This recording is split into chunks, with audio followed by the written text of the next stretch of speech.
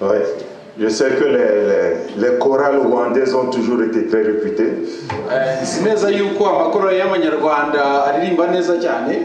Ouais, j'en ai la preuve.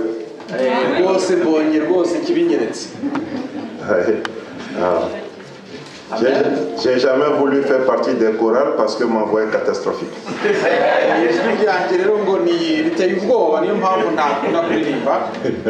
Mais c'est tout un plaisir de vous entendre chanter. Alors bonjour mes frères et sœurs. C'est tout un plaisir d'être avec vous ce matin. Moi je viens plutôt de l'Afrique de l'Ouest.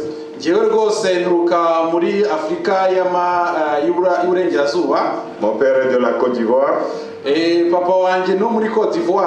Et ma mère est du Ghana, du Togo.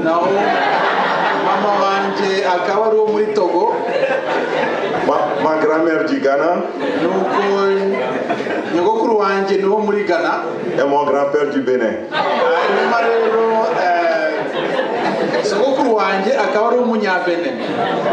Alors souvent quand on me dit d'où viens-tu, je dis je sais pas.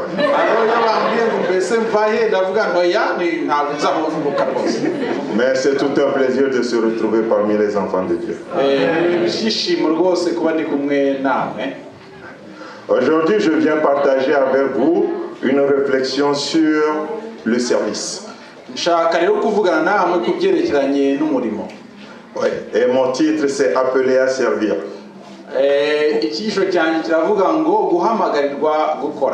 C'est une prédication sur le service et l'exhortation.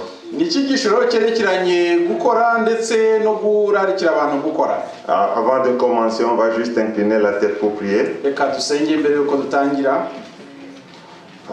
Père éternel, nous demandons ta présence à cet instant, afin que tout ce que nous disions puisse édifier ton peuple. Sois avec nous et sois avec chacun d'entre nous. En Jésus, ton Fils, notre Seigneur. Amen. Amen. Nous allons reprendre la lecture biblique de ce matin. Alors, on le lit dans Luc 10, versets 25 à 29.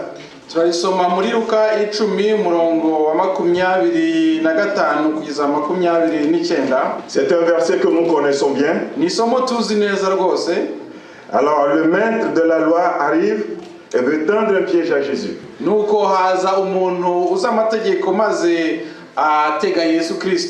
Il lui demande: Maître, qu'est-ce que je dois faire pour recevoir la vie avec Dieu pour toujours?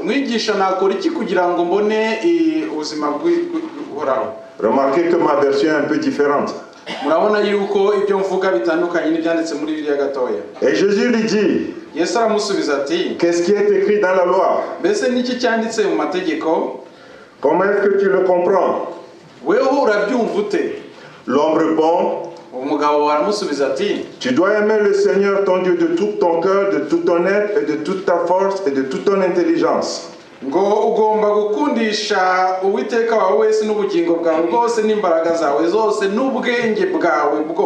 Tu dois aimer ton prochain comme toi-même. Jésus lui dit: tu as bien répondu. Va, fais cela et tu vivras. Mais le maître de la loi veut montrer que sa question est justifiée.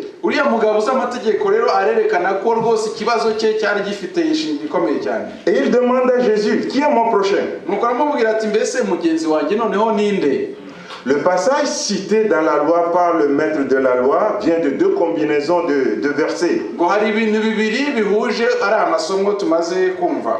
Alors le premier verset,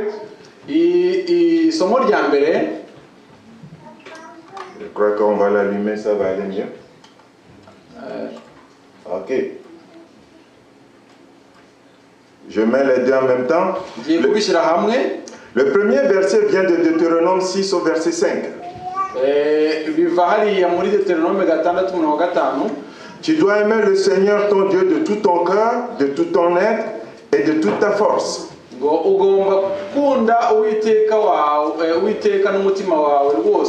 Et la deuxième partie de la réponse vient de Lévitique 19. Alors nous lisons: n'ayez aucune pensée de haine contre un frère, mais n'hésitez pas à lui faire des reproches.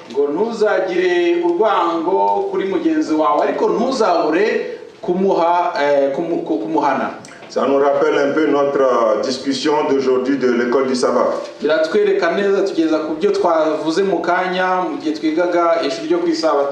Ainsi vous ne commettrez pas de péché à cause de lui. Ne vous vengez pas et ne vous souvenez pas avec colère des fautes des gens de votre peuple. Mais que chacun doit aimer son prochain comme lui-même. Et le verset se termine par: le Seigneur, c'est moi.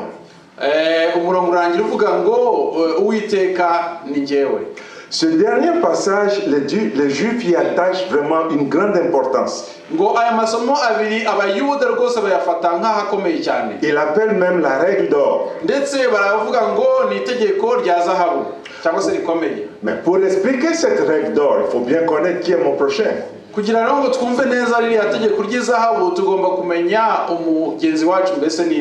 Parce que le terme utilisé dans la Bible, dans Lévitique 19, signifie, le prochain signifie proche, ami, l'autre, l'interlocuteur, et ce mot n'est pas tout à fait bien expliqué.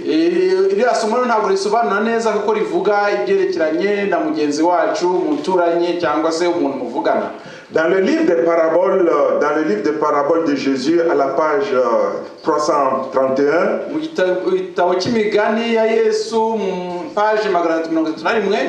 Sœur White nous dit que le mot qui est mon prochain devient toute une discussion interminable entre les Juifs et puis se discuter tout le temps pour savoir qui est mon prochain.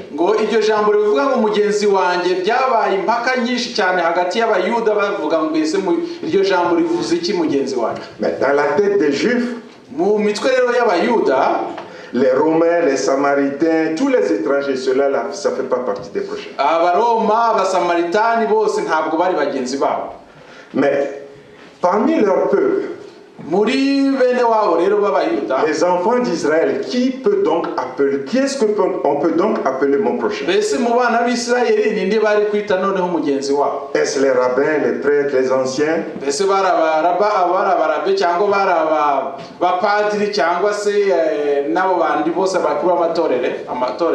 Donc c'était donc pour le maître de la loi une question qu'il veut que Jésus lui éclaire, que Jésus donne un éclaircissement là-dessus.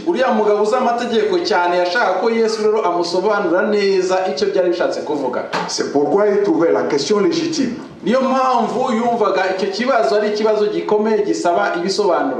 Tant la confusion était grande dans sa tête, non seulement dans sa tête, mais parmi le peuple.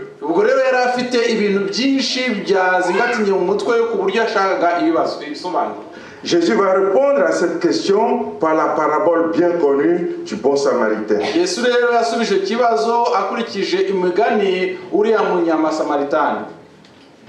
Et le bon samaritain, nous le savons, va inspirer beaucoup d'artistes, Van Gogh. Ça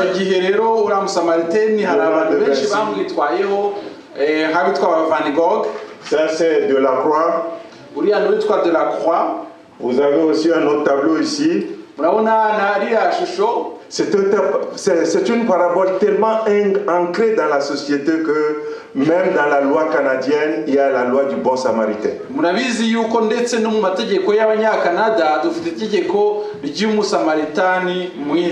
C'est une loi qui protège tout homme qui vient en aide à un autre. Alors la question qu'on pourrait se poser ce matin, pourquoi Jésus va aller dans sa parabole prendre un samaritain? Il aurait pu aller chercher un péager, des hommes aussi détestés.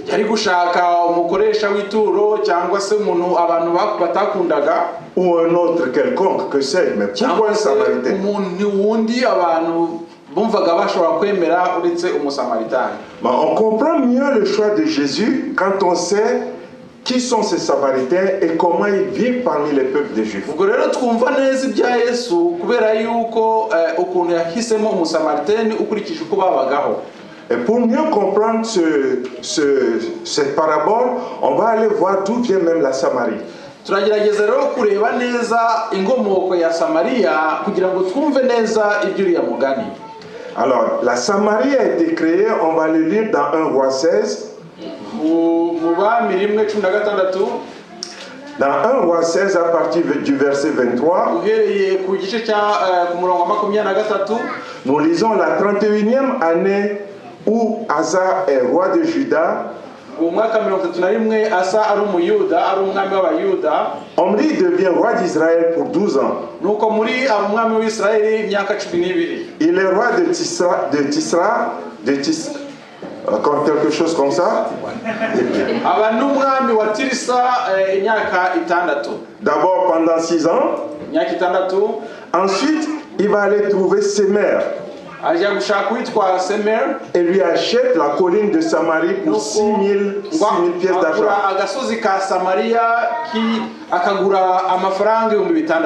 Il va y construire une ville qu'il va appeler Samarie du nom de l'ancien propriétaire de la colline.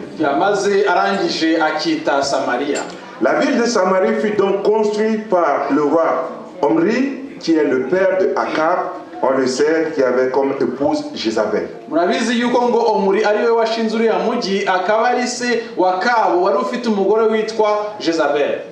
Et les Samaritains viennent d'où? Là, on va le trouver dans 2 Rois au verset 17 en allant. Alors, on sait que le peuple, les 10 royaumes d'Israël n'ont jamais été fidèles à l'Éternel.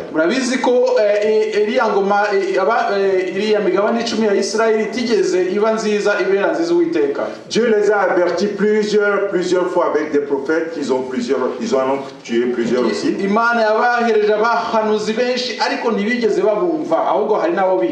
À un moment donné, Dieu a dit c'est suffit.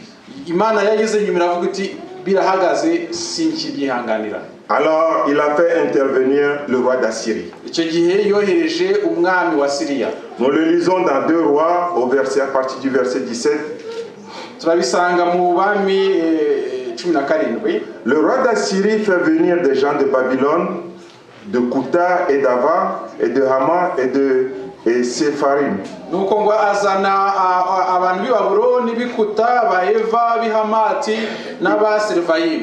Il les installe dans les villes de la Samarie à la place des Israélites qui ont été déportés.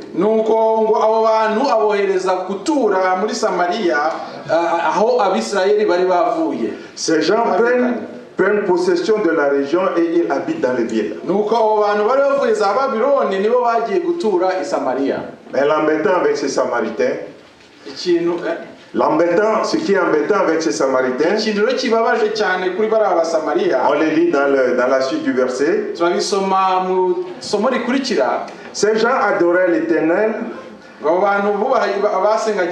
mais ils désignaient aussi parmi eux des prêtres pour accomplir des cérémonies en leur nom dans des maisons de lieux de culte sacrés. icyo gihe bazanaga abapadiri kugira ngo bashobore gukora ibintu by'imihango mu nzu z'Imana. En gros, ils adoraient le Seigneur, mais en même temps, ils ont continué à servir leur Dieu, c'est-à-dire les dieux païens. Muri make basengaga Imana y'Uwiteka ariko bagasenga n'ibigirwamana byabo byo mu bihugu byabo. Les deux peuples ont vécu dans l'harmonie pendant un certain temps. Mais à un moment donné, il y a eu rupture. La première rupture, on va le lire, ça se trouve dans Esdras, c'est quand le roi Cyrus a donné l'ordre aux Juifs déportés à Babylone de revenir construire un temple à Jérusalem.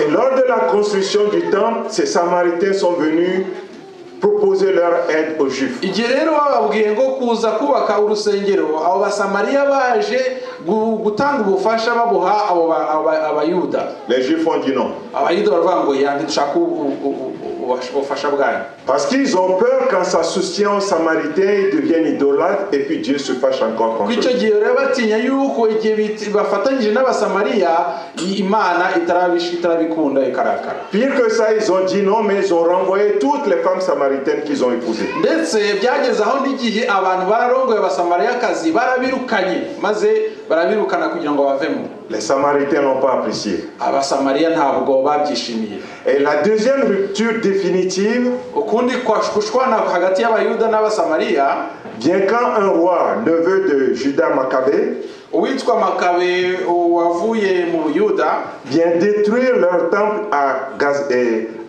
Garizim. yaje gushwanyaguza urusengero rwabo ahitwa Igarizimu, Un siècle avant Jésus-Christ. ikinyejana cya mbere imbere ya Yesu Kristo. Qu'est-ce qui fait vraiment la divergence entre ces deux peuples? Mbese igituma ubwoko bwombi butumvikana ni ikihe? La première chose, c'est la centralité de là où il faut adorer. Icya mbere ni aho bashobora guhurira basenga Imana. Pour les Samaritains, il faut adorer à Garizim. Ku basamariya bagomba gusengera Imana i Garizimu, Et non à Jérusalem. aho kujya i Yerusalemu. Et dans ce contexte, on comprend bien la question que la femme a posée à Jésus quand il lui dit « Nous allons adorer sur cette montagne et vous dites que le lieu il faut adorer est Jérusalem. » Murumva rero ko bamwe bavuga bati mbese ko data yasengeye i Garizimu ni kuki ngomba kujya gusengera i Yerusalemu? Parce que dans la tête du Samaritain, c'est à Garizim qu'il faut adorer, non à Jérusalem. Mitwe y'abasamariya rero bagomba gusengera i Garizimu aho ngo bajye gusengera i Yerusalemu. La deuxième divergence vient de la loi. Ikindi batwandikaniyeho byari biturutse ku mategeko. Parce que pour les Samaritains, la Torah, ils ont pris la Torah, ils respectent la Torah. Abasamariya bubahiriza Torah. Mais dans les 10 commandements, ils ont dit le premier commandement c'est juste un commentaire.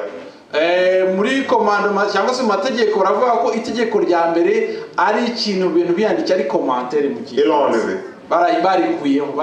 Alors pour compléter le 10e, ils ont inséré Abasamariya rero kugira ngo buzuze amategeko ya 10 rya 10 binjijemo irindi tegeko. Un 10e commandement qui dit que c'est à Garizim qu'il faut adorer. Baravuga bati itegeko rya 10 ryabo ruvuga ngo tujya dusengera i Garizimu. Il faut dire que les commandements de Dieu ont toujours été attaqués. Murumva yuko amategeko y'Imana yahoze buri gihe agira ibibazo.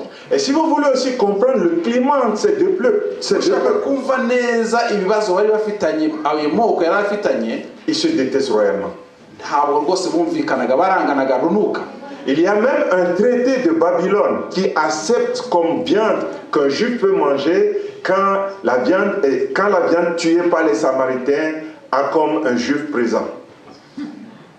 Je reprends.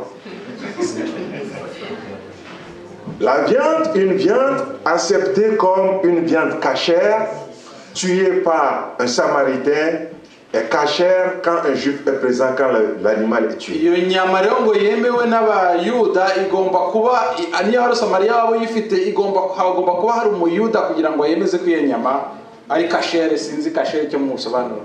Dans un autre Talmud, le Talmud de Jérusalem, qui sont leurs livres sacrés, ngo icyo gitabo cyitwa Talmud, igitabo cyejejwe cy'Abisirayeli, alors même le pain qu'ils préparent, qui n'est pas une viande, est accepté sous certaines conditions. N'imigati cyangwa se n'imitsima bategura nayo igomba kuba yemewe bikurikije ibintu runaka bisabwa.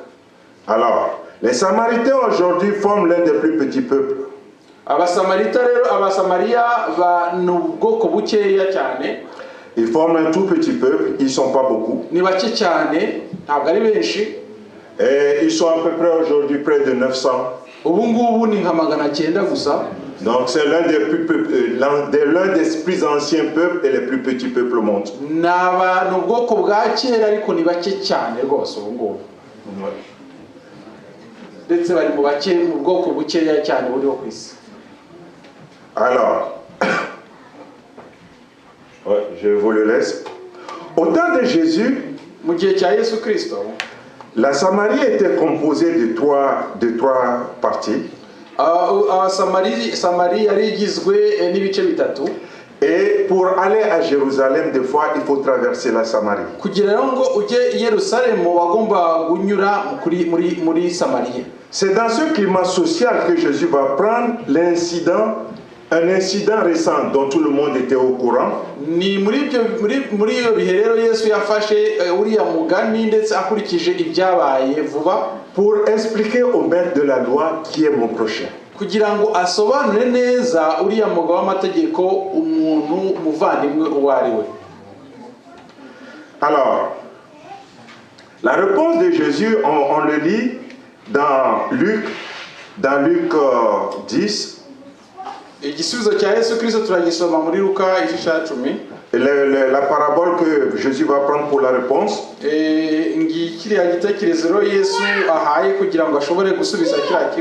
Alors Jésus répond. Un homme descend de Jérusalem à Jéricho. Les bandits l'attaquent.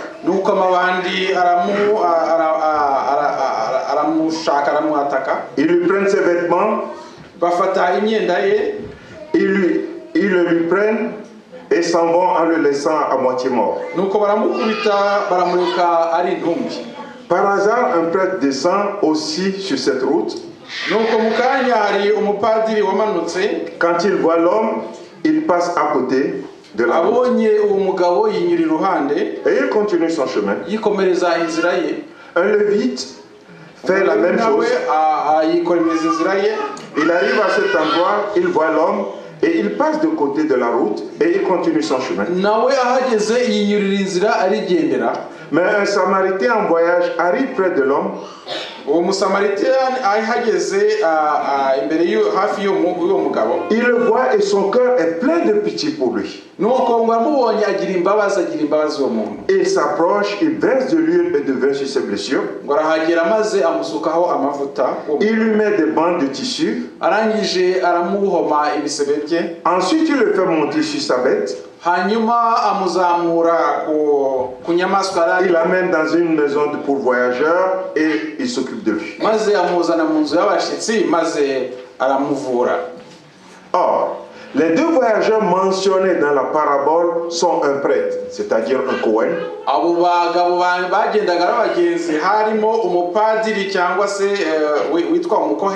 Un lévite, quelqu'un dédié au service du temple.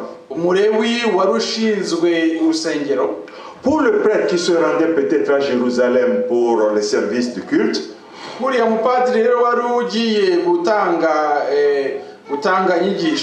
d'après le livre des Nombres, toucher un mort, un cadavre, le rendrait inapproprié ou inapte à servir.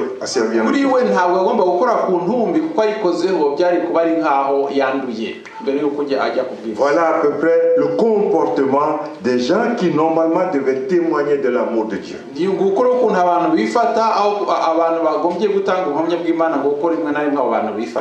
Des bons représentants qui devaient donner l'amour, l'exemple de l'amour de Dieu. Mais qui sont peut-être très fiers de ne pas être souillés et de suivre à la lettre la loi. Une leçon qu'on peut en tirer, c'est que des fois c'est très malheureux quand au nom de la religion, on s'interdit l'amour.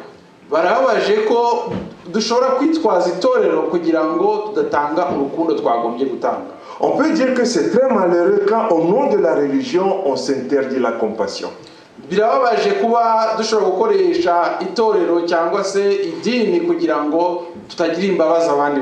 C'est très malheureux quand au nom de la religion, on s'interdit la miséricorde.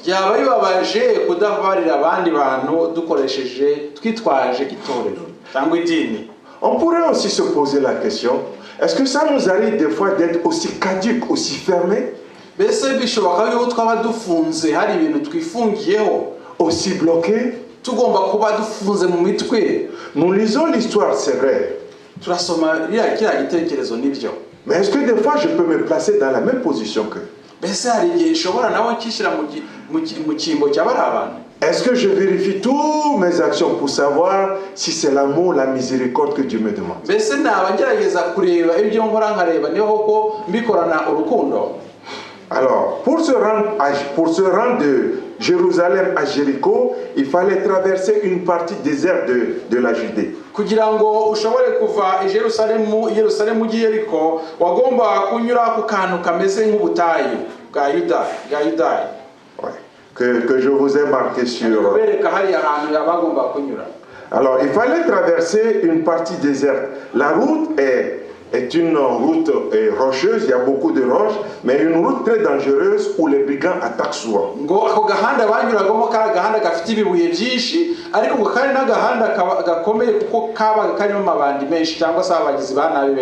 C'est là que le voyageur de la parabole a été attaqué et laissé pour mort.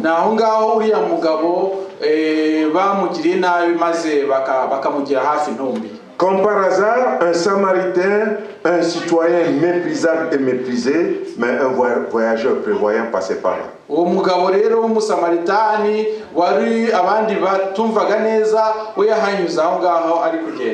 Il avait du vin pour désaltérer ou désinfecter une plaie éventuelle. Il avait de l'huile pour soulager une douleur éventuelle. Il soigna le malheureux, le plaça sur sa monture et l'amena à l'auberge. Devant poursuivre sa route, il demanda à l'aubergiste de prendre soin de lui.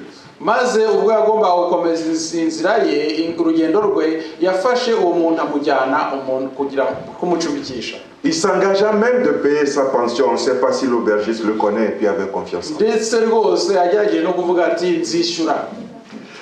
Un juif allemand qui s'appelle Ivan Illich propose cette compréhension de la situation de la façon suivante.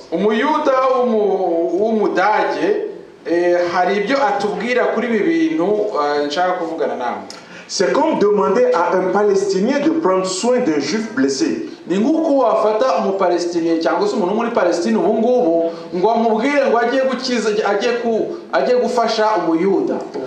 Non seulement il dépasse sa préférence ethnique pour prendre soin de son semblable,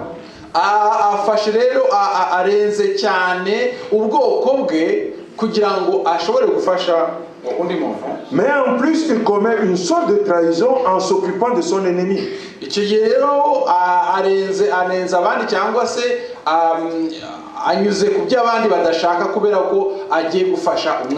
Mais en faisant cela, il exprime sa liberté de choix.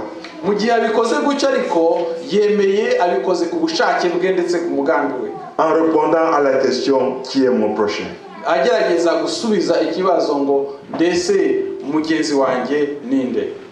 Il a fallu que ce fût un Samaritain pour que ce docteur de la loi comprenne qui est mon prochain.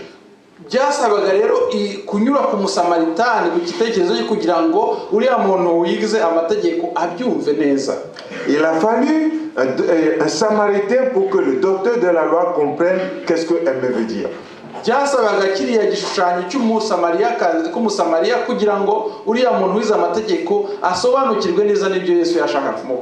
Jésus opère ici un renversement spectaculaire. Pour lui, le prochain n'est pas le blessé.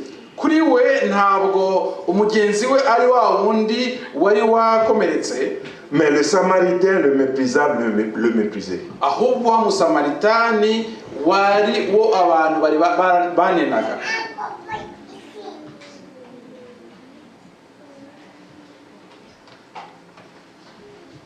Alors, je vous le mets ici parce que on va lire le verset suivant dans sa réponse. Jésus lui répond, lequel de ces trois te semble avoir été le prochain de celui qui est tombé au milieu des brigands? Il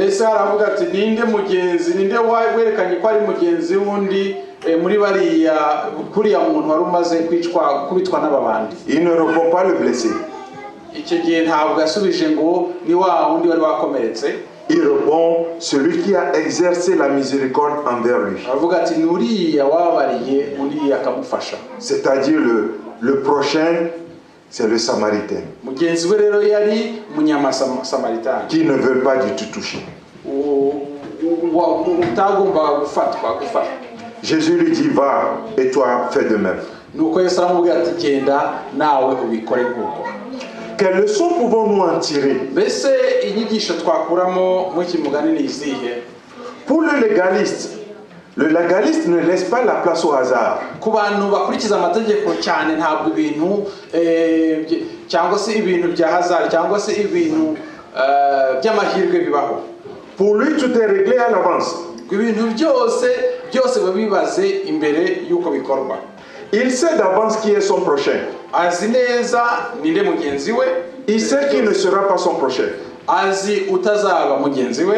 Il sait aussi qui ne sera jamais son prochain. Mbese azi n'utazaba mugenzi w'igihe cyose. Le prêtre et le lévite de la parabole sont dans cette illustration. Bariya abagabo rero abapadiri n'abarewi bari mwakira gitekerezo kuri.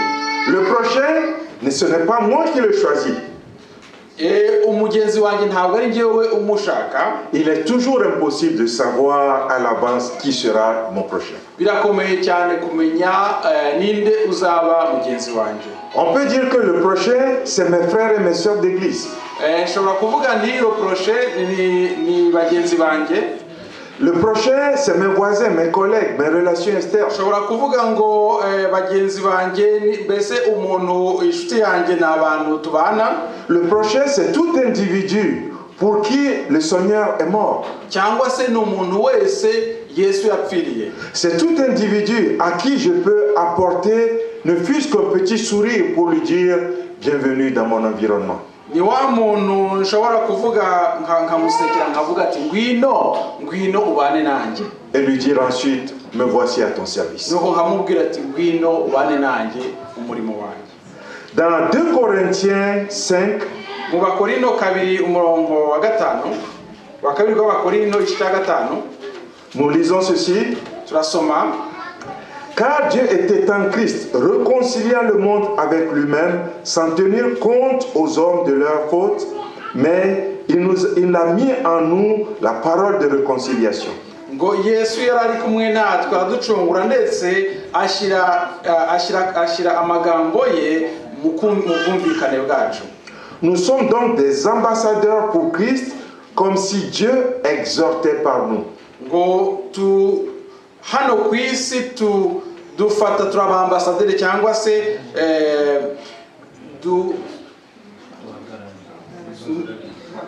duhagarariye Yesu Kristo hano ku isi. Alors, un pasteur du séminaire de Collonges, pasteur Roland, umupasitoro wo muri seminari ya Collonges witwa Roland, explique exhorter de cette façon-ci. Arasobanura biriya bintu byo kubabarira atya. C'est aller vers celui ou celle qui a de la peine. Ni ukugenda mukareba mugasanga umuntu ufite ubabaye. Aller vers celui ou celle qui a de la difficulté. Ni ugusanga umuntu ufite ibibazo. Là où il est, pour l'aider à s'en sortir. Maze mukajya kumureba mukamugerageza kugira ngo ave mu ibyo bibazo afite. Et c'est l'attitude du bon samaritain. Ni kuriya uriya munyasamaritani yakoze. Et c'est l'attitude même de Jésus. Ndetse niko Yesu nawe yabikoze. Il n'est pas resté en haut pour dire oh ils sont malheureux là-bas. Ntabwo yabaye harya hejuru ngo bavuge ngo bari abantu ariko barababaye. Finissez votre vie et puis venez me rejoindre. Mwirangiriza utuntu twanyu maze nzabona. Non, c'est pas ça que Jésus a fait. Ariko Yesu yakoze.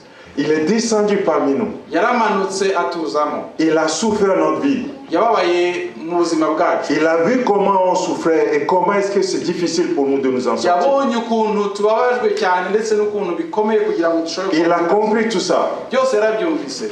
Après il dit regarde je suis à côté de toi. Aravuze ati ndi iruhande rwawe. J'ai vécu la même vie que toi. Nagize ibibazo nk'ibyawe.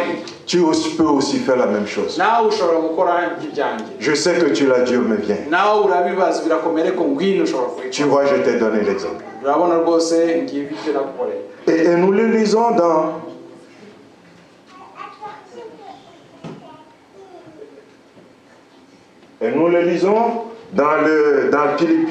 Turabisoma mu Filipi. Ouais. Et dans Philippiens 2, au verset 6 et 7, lui, il est l'égal de Dieu. Parce qu'il est Dieu depuis toujours. Pourtant, cette égalité, il n'a pas cherché à la garder à tout prix pour lui. Mais tout ce qu'il avait, il a laissé. Il s'est fait serviteur et est devenu comme nous, comme les hommes. Et tous voyaient qu'il était un homme. Descendu jusque parmi nous pour essayer de nous en sortir. On voit donc bien Jésus dans la parabole du bon samaritain. Il est vraiment l'exemple type même de ce samaritain. Exhorter, c'est donc prendre conscience que quelqu'un est en danger. Aller vers lui, le réconforter, le sortir de là. Et exhorter, c'est descendre dans la difficulté.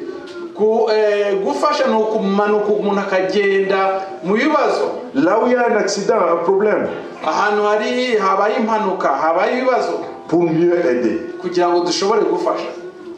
Ce n'est pas pour rien que Jésus va prendre comme exemple ce samaritain.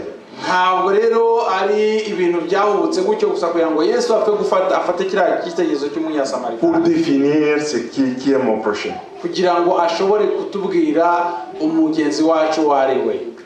Le journal Adventist World d'avril 2012 rapporte que l'ancien président de la conférence générale, Johan Paulson,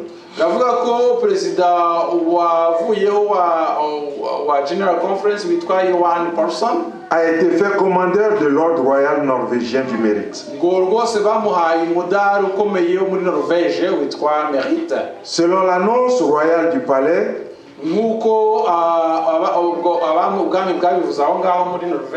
Sa Majesté le roi a nommé Paulson commandeur de l'ordre royal du mérite pour son service pour le bien de l'humanité.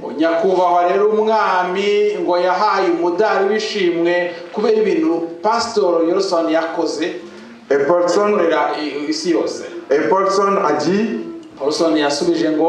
je suis très surpris et très honoré de cette reconnaissance de Sa Majesté le roi de Norvège.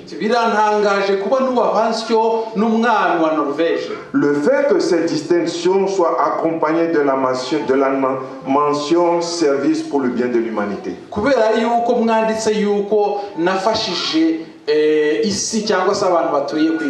Cela me réchauffe le cœur. Car le service est l'essence même de la vie chrétienne.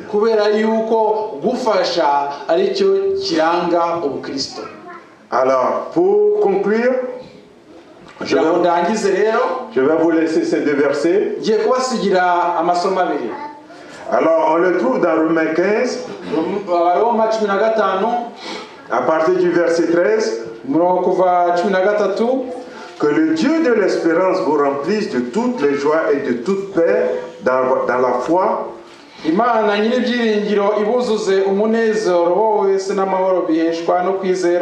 pour que vous abondiez en espérance par l'Esprit, par la puissance du Saint-Esprit. Pour ce qui vous concerne, mes frères, je suis moi-même persuadé que vous êtes pleins de bonnes dispositions, remplis de toute connaissance et capables de vous exhorter les uns les autres. Que l'Éternel nous accompagne. Et nous aide tous à nous exhorter jusqu'à son retour. Et c'est ma service, ma prière pour vous ce matin.